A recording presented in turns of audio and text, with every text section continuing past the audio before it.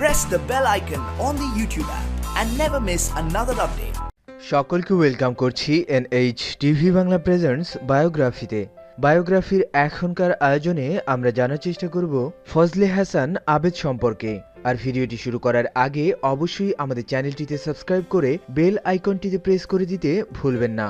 সেই সাথে আমাদের second channel amazing facts in বাংলাতেও সাবস্ক্রাইব করতে পারেন। এই চ্যানেলটিতে আমরা নিয়মিতভাবে বিভিন্ন দেশ, ইতিহাস, ঐতিহ্য ও নানা ধরনের মজার তথ্য সংবলিত ভিডিও আপলোড করে থাকি। চলুন তাহলে আর কথা না বাড়িয়ে ভিডিওটি শুরু করা যাক।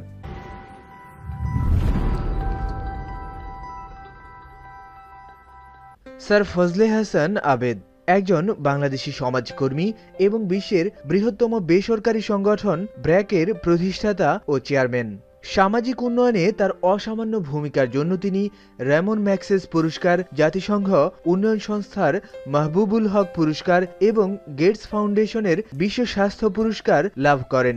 দারিদ্র্য বিমোচন এবং দারিদ্র্যের ক্ষমতায়নে বিশেষ ভূমিকার স্বীকৃতিস্বরূপ ব্রিটিশ সরকার তাকে নাইটহুডে ভূষিত করে। ফজলে হাসান আবেদ 1936 সালের 27 এপ্রিল হবিগঞ্জ জেলার বানিয়াচংয়ে জন্মগ্রহণ করেন। তার পিতা ছিলেন একজন ধনাঢ্য ভূস্বামী। তার মায়ের নাম সৈয়দা সুফিয়া খাতুন। তার পূর্বপুরুষরা ছিলেন ওই অঞ্চলের অনেক বড় জমিদার। ফজলে হাসান আবেদের পরিবারের সবাই ছিলেন শিক্ষিত। দাদারা ছিলেন 4 ভাই। তাদের সকলেই কলকাতা গিয়ে পড়াশোনা করেছেন। ফজলে হাসান আবেদের শিক্ষা জীবন শুরু হয় হবিগঞ্জে।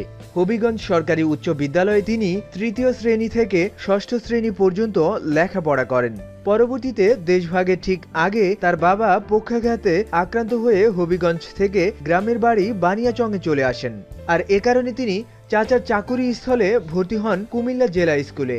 7ম থেকে 8ম শ্রেণী পর্যন্ত সেখানেই লেখাপড়া করেন। এরপর চাচা জেলা জজ হিসেবে পাবনায় বদলি হওয়ায় তিনিও চাচার সাথে পাবনায় চলে যান এবং পাবনা জেলা স্কুলে ভর্তি হন। সেখান থেকেই 1952 সালে তিনি ম্যাট্রিক পাশ করেন। 1954 সালে তিনি এইচএসসি পাশ করেন ঢাকা কলেজ থেকে। সে বছরই তিনি ঢাকা বিশ্ববিদ্যালয়ে ফিজিক্স বিভাগে অনার্সে ভর্তি হন। কিন্তু এখান থেকে পড়াশোনা শেষ না করেই 1956 সালের অক্টোবর মাসে তিনি স্কটল্যান্ডের গ্লাসগো ইউনিভার্সিটিতে নেভাল আর্কিটেকচারে ভর্তি হন। কিন্তু সে সময় তিনি এখানে পড়ার সময় অনুধাবন করতে পারেন যে নেভাল একাডেমির কর্মক্ষেত্র বাংলাদেশ তথা পূর্ব পাকিস্তানে নেই বললেই চলে। আর তাই এ বিষয়ে পড়াশোনা করে ভবিষ্যতে ক্যারিয়ার তেমন একটা ভালো হবে না। আর এই অনুধাবন থেকেই তিনি লন্ডনে চলে যান এবং সেখানে তিনি চার্টার্ড ইনস্টিটিউট অব ম্যানেজমেন্ট অ্যাকাউন্টসে অ্যাকাউন্টিংয়ে ভর্তি হন এবং এখান থেকে তিনি কস্ট ম্যানেজমেন্ট অ্যাকাউন্টেন্টের ওপর 1962 সালে প্রফেশনাল কোর্স সম্পন্ন করেন এবং দেশে ফিরে তিনি তৎকালীন পূর্ব পাকিস্তানের শেল অয়েল কোম্পানির ফাইন্যান্স ডিপার্টমেন্টে যোগদান করেন এবং অল্প কিছুদিনের মধ্যেই তিনি তার যোগ্যতায় head of the finance department হিসেবে পদোন্নতি লাভ করেন। এই কোম্পানিটিতে চাকরিরত অবস্থায় 1970 সালে বাংলাদেশের উপকূল অঞ্চলে ভয়াবহ ঘূর্ণিঝড় আঘাত হানে এবং এতে প্রাণহানি সহ বহু মানুষ ক্ষয়ক্ষতির শিকার হন। মানুষের এহেন দুর্দশায় একজন কোম্পানির কর্মকর্তা হয়েও তিনি নীরবে বসে থাকতে পারেননি, বরং তিনি তার বন্ধুদের সাথে মিলে নিজেদের অর্থায়নে হেল্প নামের একটি সংগঠন তৈরি করেন এবং মনপুরা দ্বীপে ত্রাণ কার্যক্রম শুরু করেন।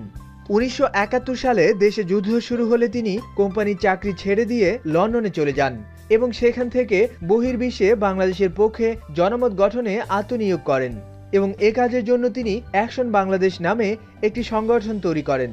সে সময় তিনি এই সংগঠনটির ব্যানারে বাংলাদেশের পক্ষে ইউরোপে জনমত গঠন ও তহবিল সংগ্রহের কাজ অব্যাহত রাখেন।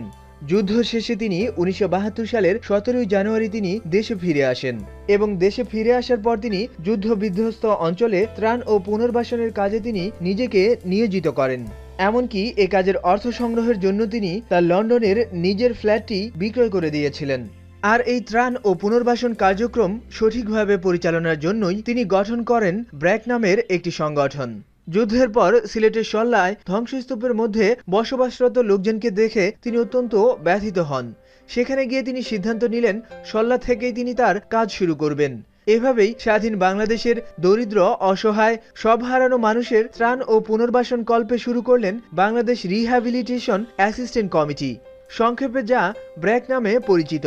1973 সালে সামরিক ত্রাণ কার্যক্রমের গণ্ডি পেরিয়ে ব্র্যাক যখন উন্নয়ন সংস্থা হিসেবে কাজ শুরু করে, তখন ব্র্যাকের সংক্ষিপ্ত রূপটি যে ব্যাখ্যা গ্রহণ করা হয় তা হলো বাংলাদেশ রুরাল অ্যাডভান্সমেন্ট কমিটি।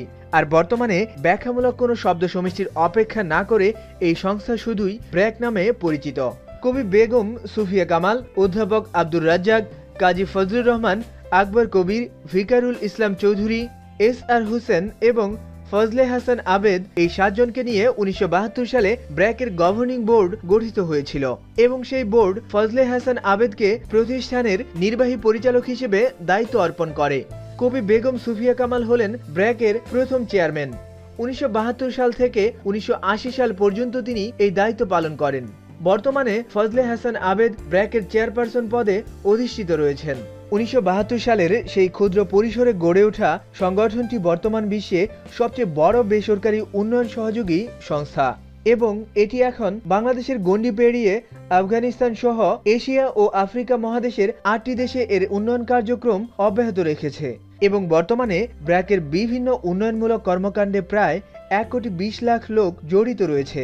এই ছিল এখনকার মতো, আবার আপনাদের সাথে কথা হবে নতুন কোনো ভিডিওতে নতুন কোনো বিষয় নিয়ে। That's it all about our today's video. Thank you very much for being with us and see you later in next videos.